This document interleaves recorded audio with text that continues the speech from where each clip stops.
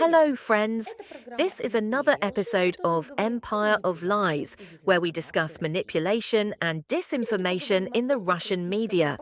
Russian Evening in the Mirror of Propaganda, Solovyov and the Illusion of Power. Russian television evening shows have long ceased to be mere talk shows. They have become an arena where myths, ideology, and political mobilization intertwine.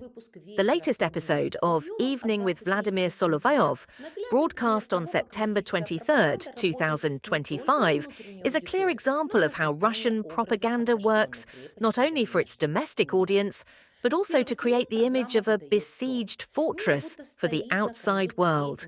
From the very first minutes, the program sets the tone. The world seems to be on the brink of World War III, while Russia, surrounded by enemies, holds its ground. It's noteworthy that Solovyov alternately threatens global catastrophe and then suddenly declares that there is no threat, everything is exaggerated. This contrast is a signature technique of Russian propaganda.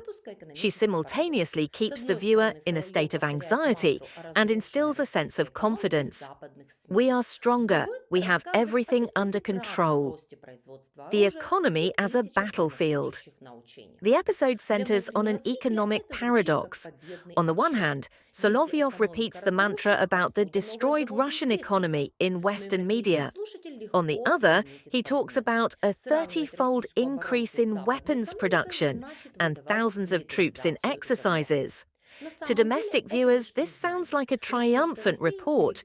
If the economy is destroyed, where will the new factories and equipment come from?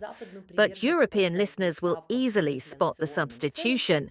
Comparing the Russian defense industry with the Western economy is to present militarization as the norm. In reality, this is merely an admission that Russia's resources are entirely devoted to war, not to social development.